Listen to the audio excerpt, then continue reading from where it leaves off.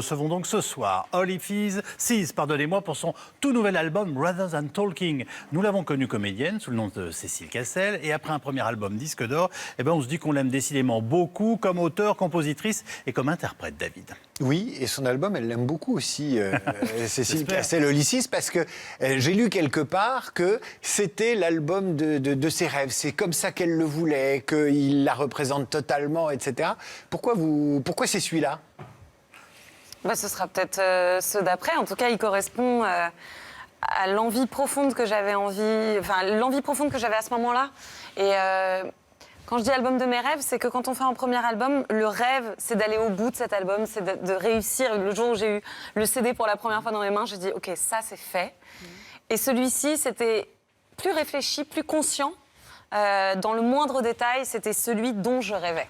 Voilà. Parce que vous faites les musiques, vous faites les paroles, vous tournez même certains clips. Il y a un côté, je veux tout faire, un côté entrepreneuse ? Oui, un peu malgré moi. C'est surtout que j'ai une vision assez globale du projet et que après je m'entoure de gens très talentueux. J'ai la chance d'avoir des gens qui m'entourent. La pochette a été faite par Dimitri Coste, qui avait fait la pochette du premier album, avec qui on réfléchit sur l'image ensemble. Enfin voilà, c'est un collectif aussi, quand même. Mais c'est un désir de tout maîtriser aussi ? Oui, je pense un petit peu aussi. Et un peu de dire « ça m'appartient, c'est à moi ». C'est quelque chose d'important pour vous. Oui. Vous les vendez quand même. Je les vends. Vous en séparez. Ah oui, à un moment, on s'en sépare. Les gens s'approprient les chansons. On va regarder un extrait. Rather Than Talking, c'est le deuxième titre de l'album, le clip.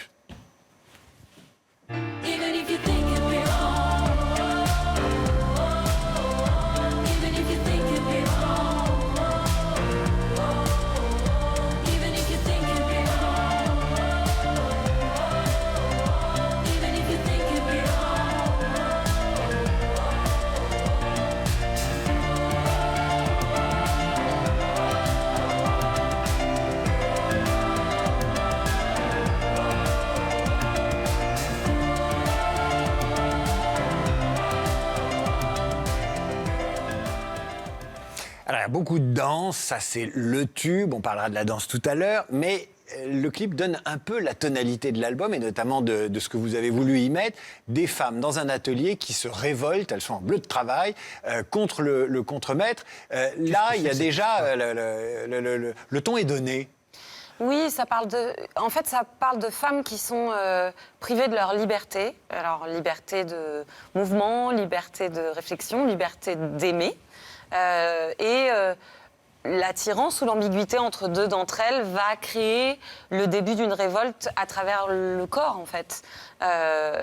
C'est la vision de Thibaut Dumoulin, le réalisateur de ce clip, qui a écouté la chanson, qui parle beaucoup de frustration, qui parle d'un amour impossible et qui a eu envie de le mettre dans ce cadre-là parce que, effectivement, l'album, sur plein d'autres aspects et plein d'autres morceaux, parle aussi beaucoup des femmes. Mais alors, l'album est quand même antérieur notamment à toute la série de scandales qu'on connaît en ce moment, à l'activisme au sens premier du terme et noble du féminisme tel qu'il s'exprime en ce moment dans la société française, après l'affaire Weinstein, avec l'actualité qu'on connaît même encore aujourd'hui. C'est un hasard ? Vous êtes rattrapé par l'actualité ou finalement ça fait partie aussi des valeurs que vous aviez envie d'exprimer, mais à votre façon, c'est-à-dire en musique, avec parfois une certaine gaieté, une fraîcheur. Déjà, toutes ces histoires ne datent pas d'il y a 6 mois. Tout ce qui entoure aujourd'hui ce qu'on appelle la libération de la parole, je pense que c'est surtout enfin l'écoute. C'est peut-être ça aussi, ça s'est retourné, parce qu'il y a beaucoup de femmes qui parlent de tout ça depuis très longtemps. En revanche, moi, tout ça s'est écrit il y a 1 an, plus au moment de l'investiture de Trump, au moment de la Women's March, au moment de la remise en question de l'avortement, du droit à l'avortement dans plusieurs pays. Et donc, en tant que femme, en tant que citoyenne, j'ai senti d'un coup très fort cette phrase de Simone de Beauvoir qui parlait du fait qu'il suffirait d'une bascule sociale ou autre et nos droits qu'on pensait acquis seraient remis en question. On était en plein dedans. Évidemment, aujourd'hui, beaucoup des chansons de l'album ont un écho particulier parce que le contexte est particulier. Et c'est bien présent dans Rather Than Talking. Oui, et c'est surtout présent dans Unlimited, qui est le premier titre de l'album et, Où vous et dites qui traite de tout My ça. body, my choice, my fight, my voice, mon corps, mon choix, mes combats, ma voix. Vous Ouais. pourriez prendre la tête de la manifestation. Je suis juste une femme, une citoyenne, et j'ai la chance d'être une artiste et donc d'avoir un vecteur par lequel je peux exprimer ce que je ressens. Mais je suis pas du tout, je me sens pas du tout d'être en tête de cortège. Vous êtes issu d'une famille d'artistes, vous avez un frère comédien, vous avez un père comédien qui chantait aussi, vous avez une mère journaliste. Pas du tout journaliste. Ah, mais Non. c'est ce que j'ai lu. J'ai lu Oui, une mais connerie. on lit des bêtises. Eh ben, il faut la- Et moi, j'ai lu qu'elle était dans le rugby. Non, ma mère est fan de rugby. Ah, alors, Elle est dites- pas dans le rugby. alors, que je- fait- en fait, que notre fait-elle question, c'est, en fait, on connaît toute votre famille, ceux qui sont musiciens, ceux qui sont comédiens. Votre maman nous intrigue. Ma mère est demi-mêlée au BO, mais on ne le sait pas. Non, Plus ma mère sérieusement. a une boîte de relations publiques qui travaille notamment dans le sport et aussi dans les festivals de cinéma. Voilà. Et vous avez bien une grand-mère d'origine italienne et qui, elle, Qui était pianiste. caressait le piano. Oui. Bon, en attendant que sa maman devienne journaliste, hein, on va regarder Fox, qui est le deuxième clip tiré de l'album.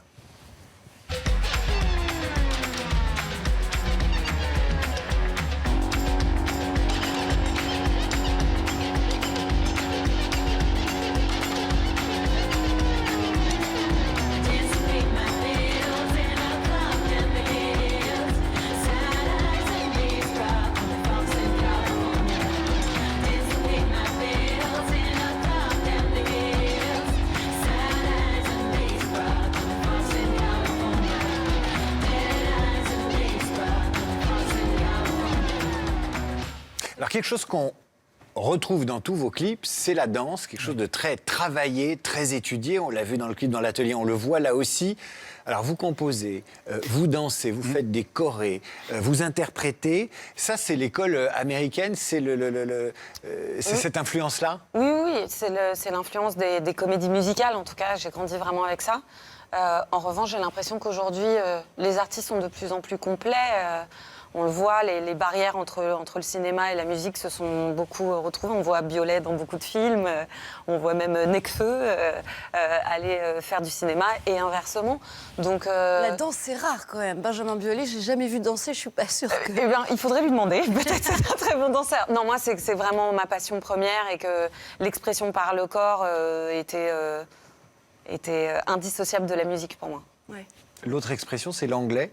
On aurait pu vous attendre au tournant en français, vous chantez en anglais. Alors c'est très pratique parce que vous faites des tournées européennes, vous êtes lancé au plan international. Et en même temps, nous les Français, on se dit, mais Olise, elle aurait pu faire du Brassens, quoi.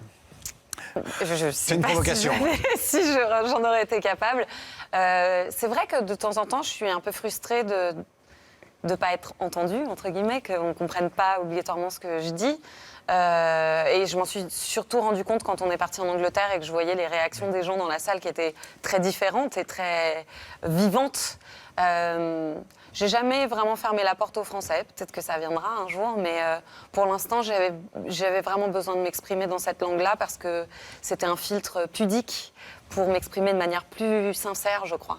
On ne veut pas vous bloquer dans une case, mais vous posez problème parce que on reçoit ce soir Holly Seas, que moi j'ai connue d'abord comme Cécile Cassel, qui s'appelle en fait Cécile Crochon. Donc on se dit, C'est pas de bol. il y a déjà beaucoup de monde dans cette personne. On a bien compris que la danse a été votre armature, c'est évident, pour rentrer dans toutes les professions artistiques que vous occupez. Vous jouez la comédie, vous chantez, vous dansez, et en plus vous maîtrisez quasi totalement votre produit, si je puis dire. Ça, c'est troublant. On se dit, elle peut tout faire, elle a envie de tout, elle a envie de tout manger. Oui, alors on peut le prendre des deux côtés parce que il y a aussi un côté touche à tout qui est parfois un peu. Est-ce qu'on fait bien les choses? Dans tout ce que vous dites, moi j'ai juste l'impression que j'utilise des vecteurs différents pour faire un peu toujours la même chose, qui est raconter des histoires. Voilà, c'est tout. Donc j'ai pas l'impression de faire 50 métiers, j'ai juste l'impression de faire le même, mais d'utiliser à chaque fois un chemin de traverse un peu différent, avec un cadre un peu différent. Et dans le cinéma, moi je n'écris rien, je viens participer à l'histoire de quelqu'un d'autre. Et ça, c'est mon histoire que j'écris. Donc la différence, elle est là aussi. Je vous en prie. Je pensais, moi, aux influences. Je pense à plein de gens quand je vous regarde, mais comme on a perdu deux très grands interprètes récemment, qui sont France Gall et Johnny Hallyday, je voulais savoir s'il y a des connexions entre vous et ces deux monstres de la musique française, ou si vous avez basculé complètement dans d'autres univers artistiques. France Gall, elle a bercé mon enfance, c'est sûr. Et en revoyant beaucoup d'images d'elle dernièrement, je me suis rendu compte de l'influence qu'elle avait eue sur moi, inconsciente, en fait. C'est une artiste que j'adorais, une femme que je respectais énormément dans son engagement pudique et merveilleux. Et Johnny, je pense que oui, il nous a tous influencés aussi par sa longévité, par sa force.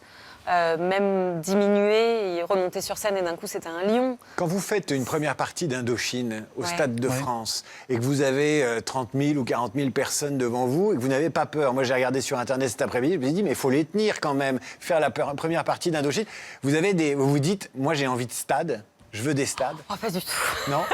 Alors en plus moi j'ai vraiment eu l'impression de jouer devant un fond vert quand on a joué. Ah oui. C'est tellement gigantesque. Et en plus, il pleuvait des cordes, donc ce que j'avais devant moi, c'était un rideau de pluie. Et puis, une masse immense qui est tellement loin, en plus. Non, pas du tout.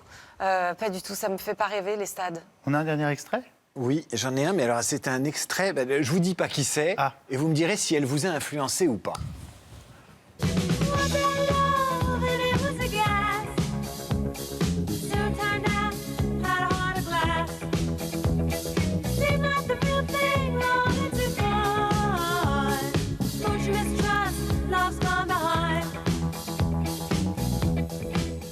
Alors, à la fin des années 70, début 80, il y a cette fille qui arrive, elle est entourée de mecs, elle a peur de rien.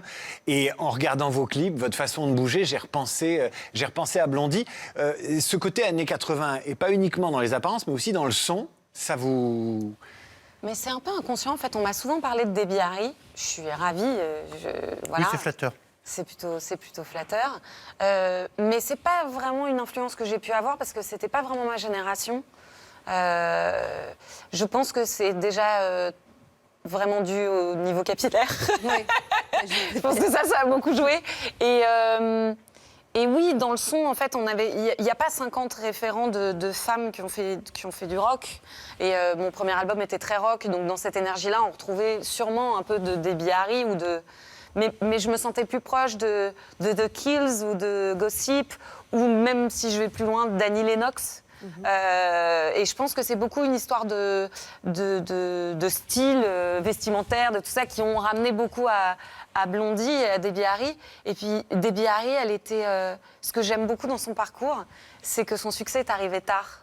En tout cas tard, encore plus pour aujourd'hui. Elle avait la trentaine, elle était un peu revenue de plein de trucs. Et j'aimais bien cette désinvolture dans sa manière d'être, d'être une chanteuse qui a la trentaine déjà et qui se lance dans le rock, ce qui m'est un peu arrivé aussi.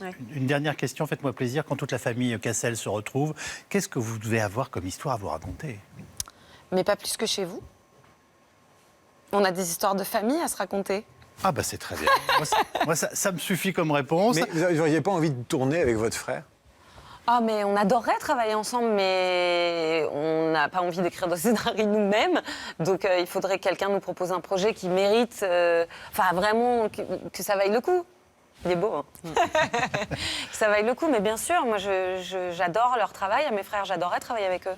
Vraiment. Merci beaucoup, Olysses. Votre album Rather Than Talking est sorti chez Parlophone. Il est disponible, bien entendu, dès maintenant. Et puis, vous commencez une tournée, ou vous reprenez d'une certaine façon d'ailleurs, en avril, dans toute la France, avec un passage à l'Olympia, je le précise, à Paris, le 1er juin prochain. Merci d'être venu nous voir.